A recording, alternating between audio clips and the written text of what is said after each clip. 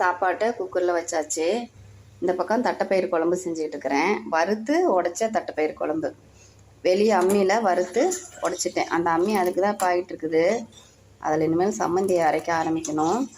இது மிளகாப்பொடியெலாம் போடல.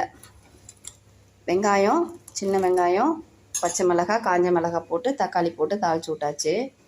இந்த பக்கம் அப்பளம் பொரித்து வச்சுருக்கிறேன். இது வந்து கார்லிக் பப்படம். இதுவுமே கார்லிக் தான், குட்டி குடல் மாதிரி. அப்புறம் கொஞ்சம் கெட்டியாக எடுத்து நல்லெண்ணெய் ஊற்றி வச்சுருக்கிறேன்.